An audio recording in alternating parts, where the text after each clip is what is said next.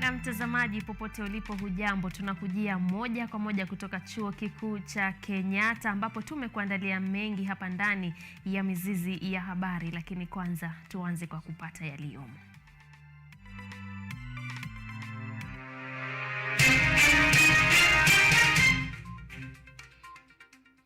Aliyekuwa kiongozi wa Mungiki Maina Njenga achiliwa kwa dhamana ya shilingi 50,000.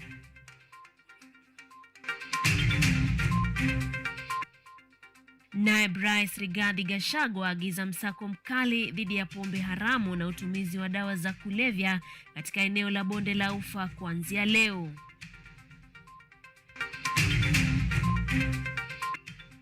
Tutakujuza jinsi baadhi ya Wakenya wanavyopambana ili kukidhi mahitaji yao kufuatia ugumu wa maisha.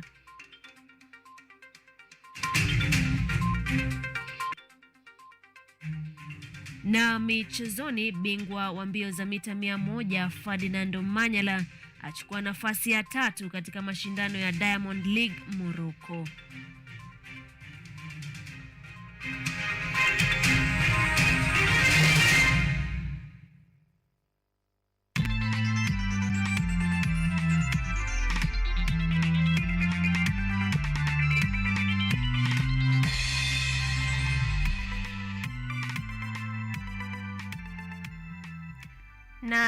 Na mtazamaji, jina langu ni KIMWELE, anayenisaidia katika lugha ishara ni SAMMY OKELLO. Karibu tuanze taarifa hizi kikamilifu.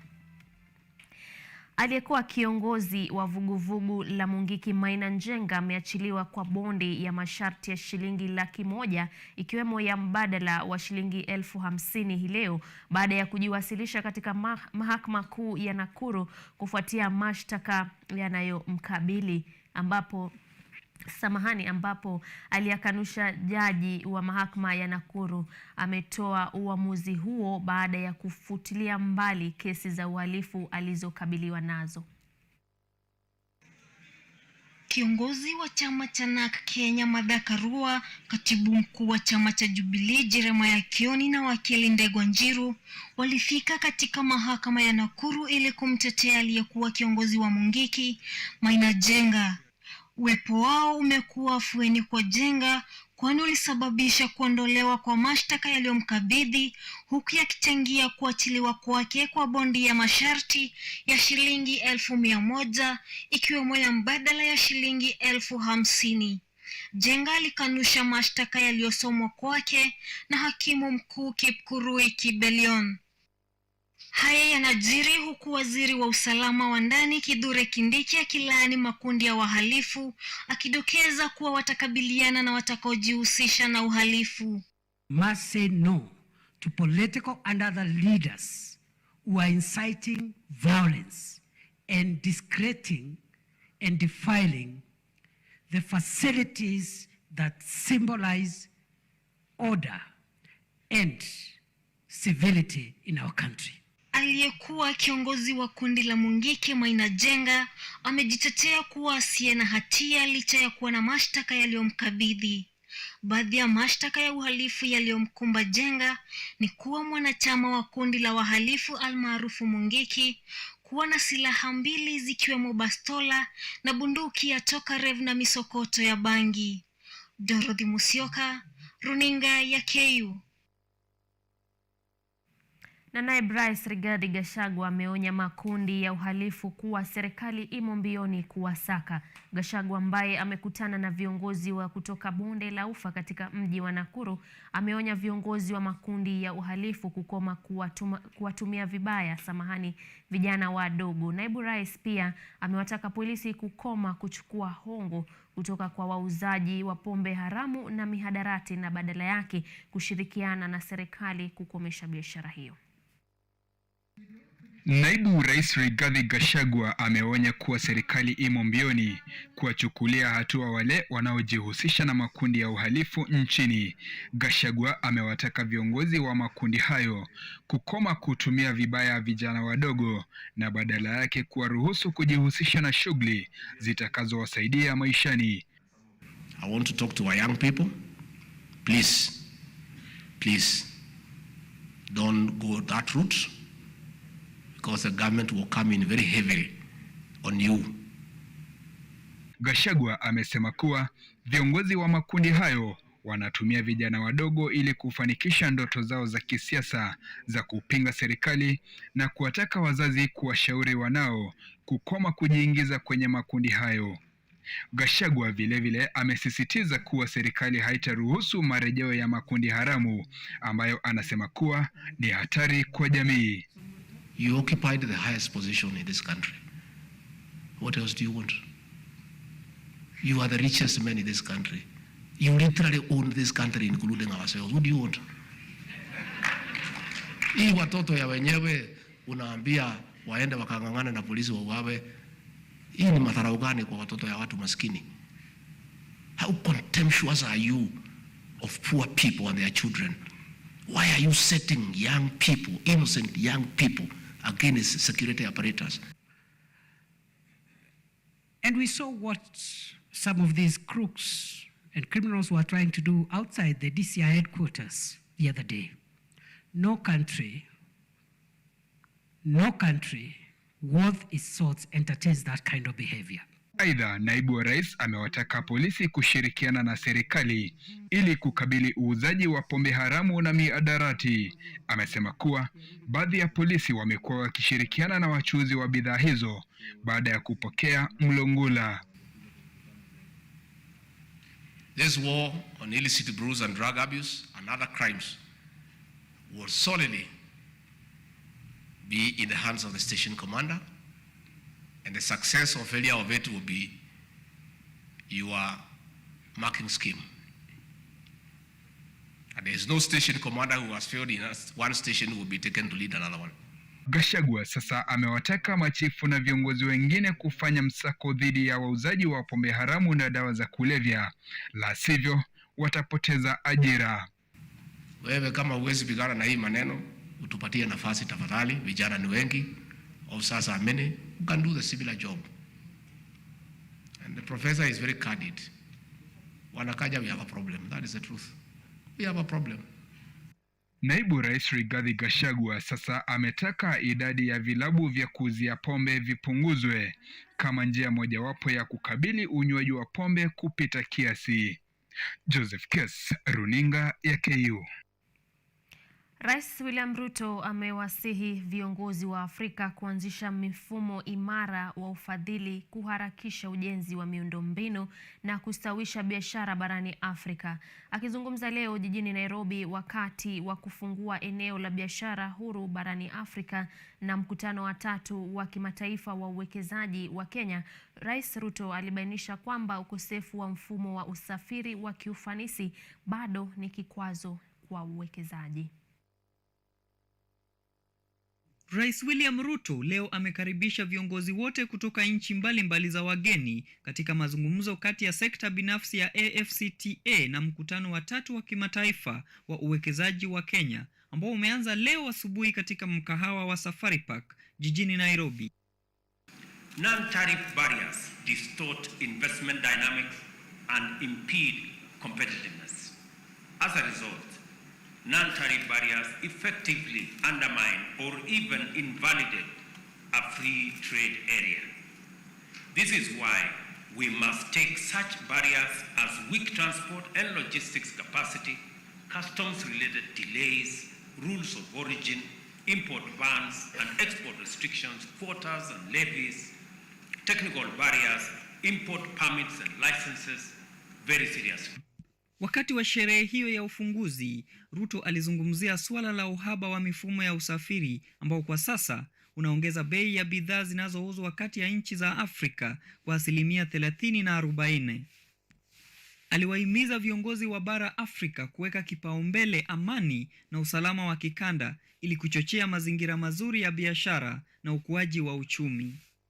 The economy, development and self-sufficiency are multi-sectoral and interconnected concerns that must be pursued through collaboration and consultation by all stakeholders in the public as well as the private sectors at the domestic, regional as well as continental levels.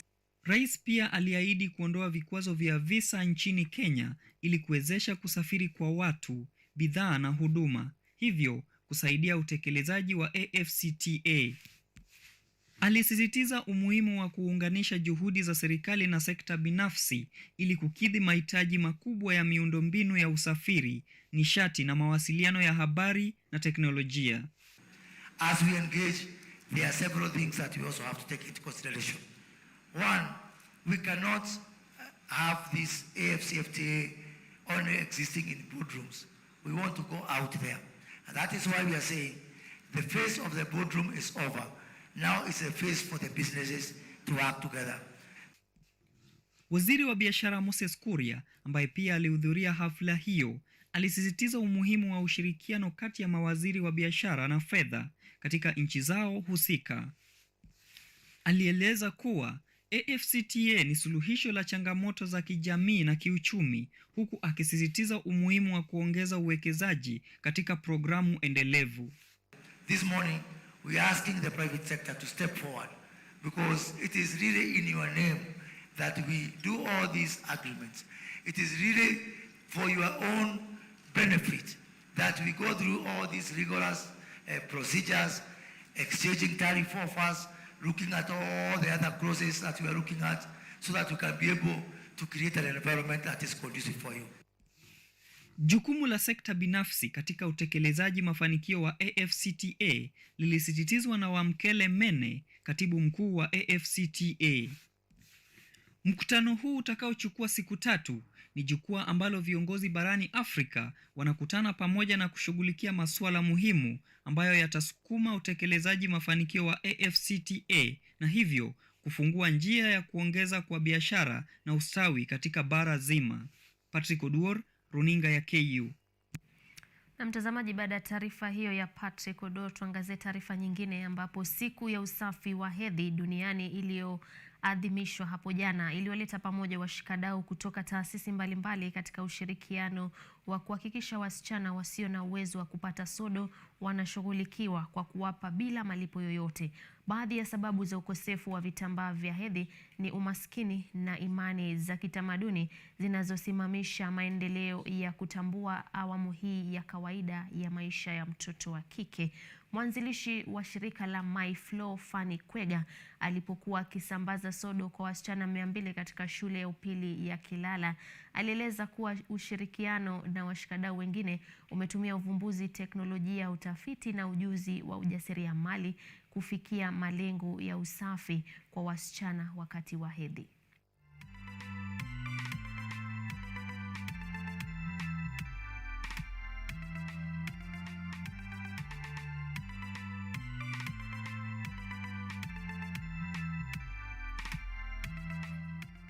Shame.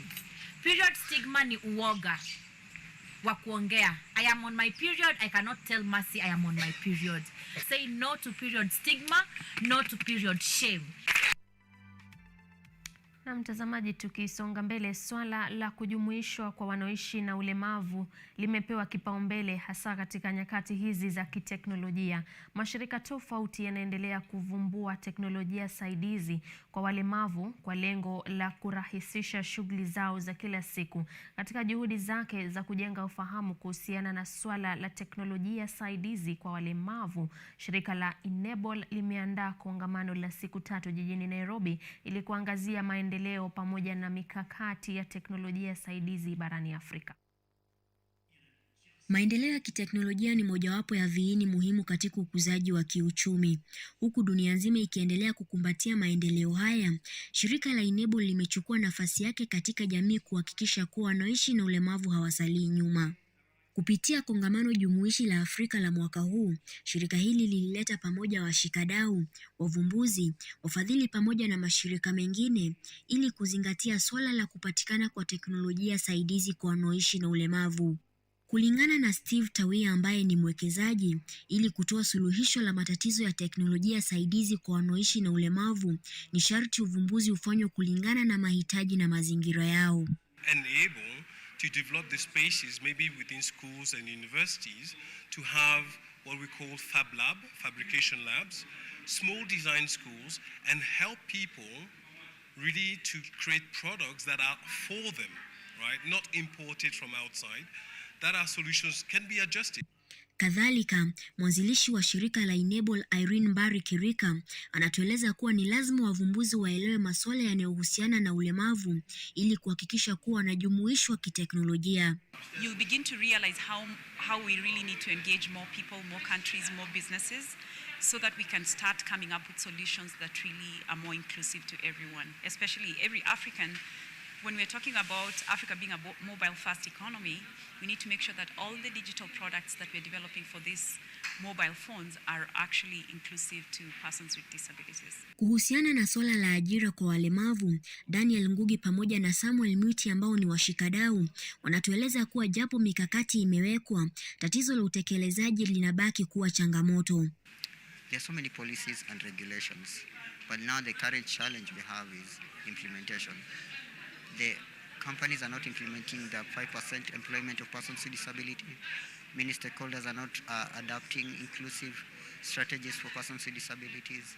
So there's a big gap in terms of implementation. Government has done a lot in terms of legislation. We have 5% representation of persons with disabilities, but the implementation of this policy is an uphill task because the mindset of the society believes that these people with disabilities are a burden to the organization. Japo swala la kujumuishwa kwa walemavu linaendelea kupewa kipaumbele nchini, ni dhahiri kuwa kuna haja ya kuziba pengo la kiteknolojia hasa kwa wanaoishi na ulemavu. Huku dunia ikiendelea kupigania haki za wanaoishi na ulemavu, shirika la Enable linaendelea kusisitizia swala la kujumuishwa kwa watu walemavu hasa kiteknolojia. Ruth Wanjiru, runinga ya KU. Asante sana Ruth kwa taarifa hiyo. Tunachukua pumziko fupi, ila usicheze mbali, maana tunarudi na makala ambapo tumekuandalia Wakenya wanavyong'ang'ana katika kupambana na ugumu wa maisha. Usiende mbali.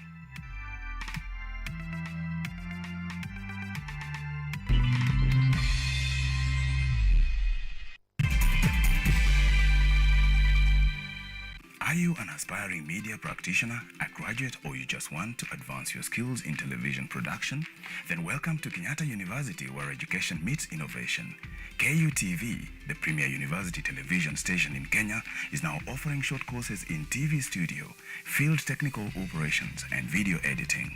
Through these courses, you will acquire hands-on skills on camera operations, media production, lighting techniques, audiovisual editing, and sound and visual control, and how to operate key equipment in modern TV control room. Enroll today at KUTV and discover your full potential in cutting-edge TV broadcasting.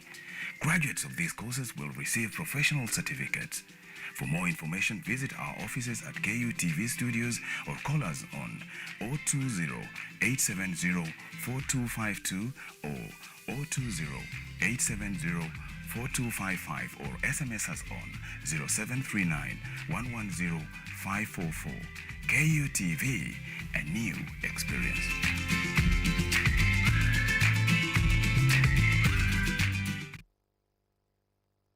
On this week's episode of Fashion Diaries, Jadi Music Group was releasing, and the release was a success. So when we are giving you that, we also complement it up with any other thing that should and can complement that suit in accordance with the spectrums of the suit in question.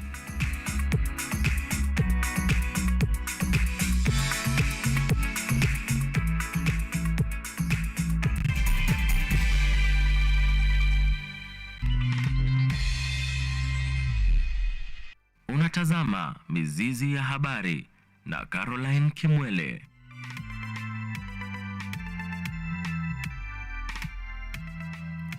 Nasema shukran kwa kuendelea kutazama Mizizi ya Habari. Kumbuka kutufuatilia katika mitandao yetu ya kijamii. Tupo live ama tuko kenye katika mtandao wa YouTube @KUTV Kenya. Baada ya taarifa hizi nitakuwa ninasoma jumbe zenu. Kwa hivyo tegea naendelea kutoa maoni yenu.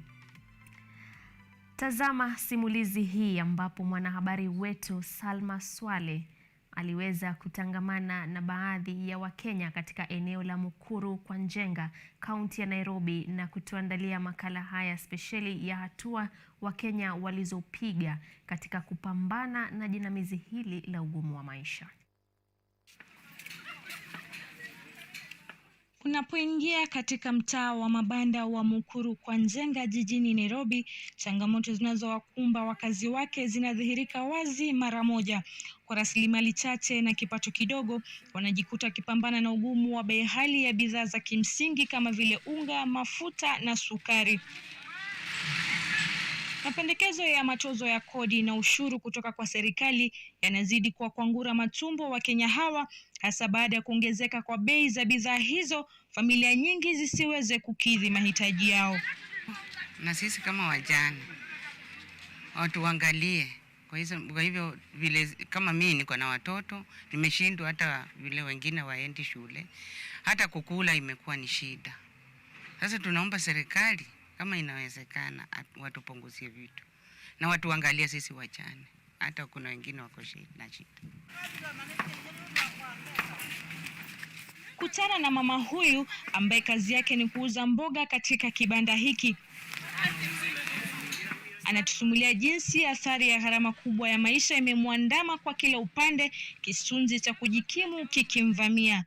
Kwa mama huyu, kupata pesa itakayoweza kukidhi mahitaji yake yote imekuwa changamoto kuu. Sasa tuko na shida nyingi Kenya kwa sababu kila kitu yote iko juu. Utanunua unga, utanunua mboga ama utalipa nyumba. Sisi tuko na shida.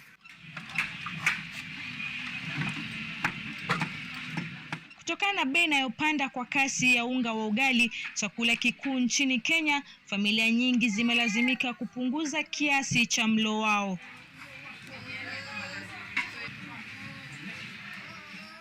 Licha ya hali ngumu ya kiuchumi, wakazi hao wanaonyesha udhabiti na ubunifu mkubwa katika jitihada zao za kuishi.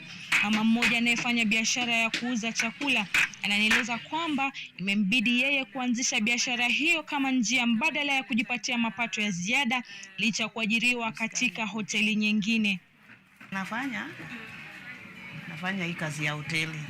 Napelekanga chakula kwa kampuni. Sasa niliona haisaidii juu ni kidogo, mapato ni kidogo. Ndio maana niliona tu nifungue hapa, nisapata ya sabuni na unga.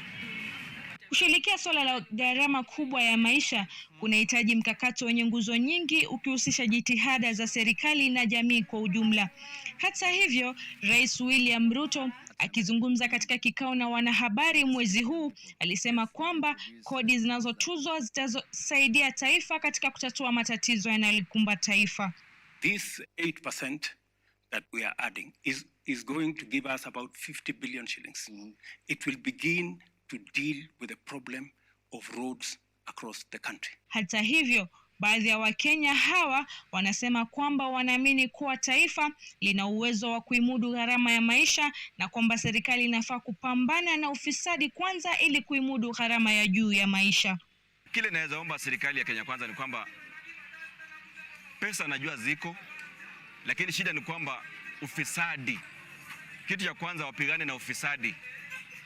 Kwa sababu pesa ziko lakini zinaingia kwa mfuko ya watu, na ndio maana sasa mtu kama mimi ama wananchi wengine wa chini tunazidi kuumia. Walakin mwanauchumi Profesa Fred Ogola anasema kwamba hakuna uwezekano wa gharama ya maisha kupungua kufikia sasa na kuwaomba Wakenya kujua jinsi watakavyomudu matumizi kwa kuyapa kipaumbele matumizi muhimu. The cost of living has been on the rise. Unfortunately for them, there is no sign it's going to reduce. In fact, it is still going to go up. Like, for example, if you look at the president said that he is now taxing 14% of the GDP, and it will slowly take us to 16% of GDP. That will mean that every commodity will go up by something like around 15 shillings. So we are seeing that the cost of living will go up anyway. And now the issue is there any person on the ground who has options? Profesa Fred Ogola ametoa ushauri kwa serikali na kusema kwamba serikali inapaswa kupeana ajira kwa wakazi wake ndiposa wawatoze ushuru, akisema kwamba hiyo ndiyo njia pekee ya kutatua swala la ugumu wa maisha. The president want to change the economic model it should be an income program, not a taxation program. How can we create jobs and put money on people's pocket? They are talking about the housing project, which is not addressing the same issue. Kibaki came with the one stroke of the pen, free primary education. When primary education became vibrant, there were a lot of business for people. People got income in their pocket and now taxes were being paid. But this government want to tax money they have not created. They want you to pay them money which they have not given you. And the government need to understand that when money is in the hands of citizens, that money belongs to government. Makabiliano dhidi ya hali ngumu ya kiuchumi yanadhihirika wazi hasa kwa wakazi wa maeneo ya mabanda, walakin wakazi hawa wanalazimika kujinyima baadhi ya vitu ili kukidhi mahitaji muhimu na kusaidia familia zao. Salma Swaleh, Runinga ya KU, Nairobi.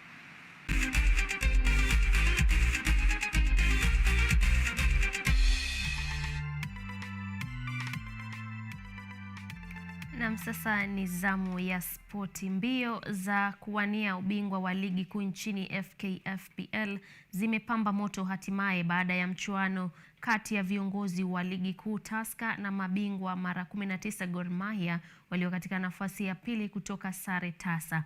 Timu hizo ziligawana alama katika mechi ya kukata na shoka iliyogaragazwa katika uwanja wa kitaifa wa Nyayo.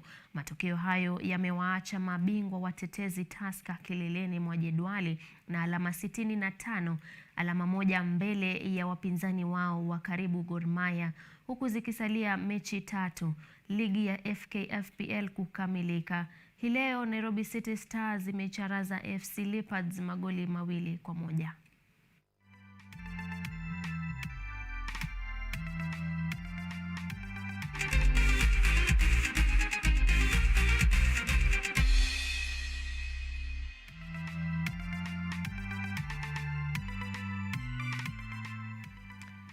Na mtazamaji, ni hayo tu ambayo tumeweza kukuandalia katika siku hii ya leo. Na kama nilivyokuahidi, nitasoma jumbe zenu na naona Nyams kutoka wapi vile. Na mtazamaji, Nyams anasema anazidi kutazama na kutegea Mizizi ya Habari kutoka Saudi Arabia, na vile vile Jeremy Kioko anatazama akiwa Kawangware. Nasema shukran sana kwa kutazama Mizizi ya Habari siku hii ya leo. Kesho pia ni siku, Mola akiridhia. Usiku mwema.